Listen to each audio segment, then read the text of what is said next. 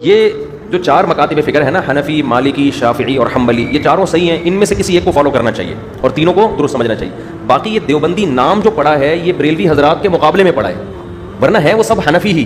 تو حنفیوں میں جو علماء بر صغیر میں بدعت کے خلاف ہو گئے ان کو لوگوں نے دیوبندی کہنا شروع کر دیا، اور جو تیجے 40ویں اور اذان سے پہلے صلاۃ والسلام کے قائل تھے ان کو لوگوں نے کیا کہنا شروع کر دیا؟ بریلوی۔ یہ بھی لوگ اعتراض کرتے ہیں نا کہ یہ دیوبندی فرقہ تو آج سے 150-200 سال پہلے پیدا ہوا ہے، تو اس سے پہلے تو یہ فرقہ تھا ہی نہیں، تو جو فرقہ بعد میں پیدا ہوا ہو وہ صحیح کیسے ہو سکتا ہے؟ اصولی طور پہ تو بات صحیح ہے کہ جو فرقہ ہی پہلے نبی کے دور میں تھا ہی نہیں وہ صحیح کیسے ہو گیا؟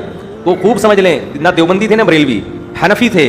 بر صغیر میں جب آیا نا اسلام تو فقہ حنفی کی صورت میں آیا ہے، تو اس لیے میں اپنی نسبت فقہ حنفی کی طرف کرتا ہوں، فقہ حنفی کی طرف میں اپنی نسبت کرتا ہوں۔ تو یہ نام جو یہ تو لوگوں نے کر دیے ہیں کہ حنفیوں میں جو تیجے 40ویں کے قائل ہیں ان کو لوگ بریلوی کہتے ہیں، جو تیجے 40ویں کے قائل نہیں ان کو لوگ کیا کہتے ہیں؟ دیوبندی کہتے ہیں۔ تو یہ اس تکلف کی ضرورت نہیں ہے، کہنے کی تو حنفی کہنے کی بھی ضرورت نہیں ہے، لیکن اگر کہیں ضرورت پڑتی ہے تو انسان یہ لفظ استعمال کر سکتا ہے، ورنہ ضرورت اس کی بھی نہیں ہے۔ لوگ کہہ سکتے ہیں کہ فقہ حنفی بھی تو نبی کے دور میں نہیں تھا، فقہ حنفی کے مسائل تھے، نام نہیں تھا۔ جیسے مصحف عثمانی کا نام نہیں تھا نبی کے دور میں، مرتب بعد میں ہوا ہے، مگر مصحف عثمانی نبی کے دور میں موجود تھا، مگر مرتب کس نے کیا؟ حضرت عثمان نے۔ تو فقہ حنفی، شافعی، مالکی یہ سارے نبی کے دور میں تھے، ان کو مرتب بعد میں کیا گیا تو نام ان کا بعد میں رکھا گیا ہے۔ اوالی سننا شرعن کیسا ہے؟ جائز نہیں ہے بھائی۔ کچھ علماء بریلوی مسلک کس کو جائز کہتے ہیں، بس یہی فرق ہے دیوبندی بریلویوں میں۔ لوگ پھر اسی کی وجہ سے جو یہ چیزیں نہیں کرتے ان کو دیوبندی کہہ دیتے ہیں، جو یہ چیزیں کرتے ہیں ان کو لوگ کیا کہتے ہیں؟ بریلوی کہتے ہیں۔ اب آپ کی مرضی ہے بھائی، تو کیونکہ اس کی کوئی حد نہیں ہے۔ ہمارے جو بریلوی حضرات ہیں انہوں نے کہا کہ بھائی اذان سے پہلے صلاۃ والسلام، انہوں نے کہا اس کے ناجائز ہونے کی کیا دلیل ہے؟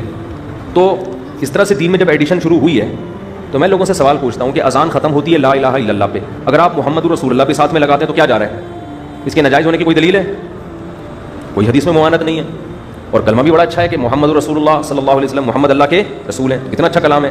لیکن بھائی جو نبی سے جتنا ثابت ہے، اللہ اکبر پہ اذان شروع ہو رہی ہے، لا الہ الا اللہ پہ ختم، تو اس میں آپ کے لیے آسانی ہے۔ اگر آپ نے اپنی طرف سے ایڈیشن شروع کر دی تو بریکیں کیا ہو جاتی ہیں؟ فیل۔ تبھی آپ ربیع الاول میں دیکھیں ہر سال بدعتوں میں کمی کے بجائے اضافہ ہوتا چلا جا رہا ہے، کیونکہ جب آپ اصول سے ہٹ گئے نا تو پھر بے لگام ہو گئے۔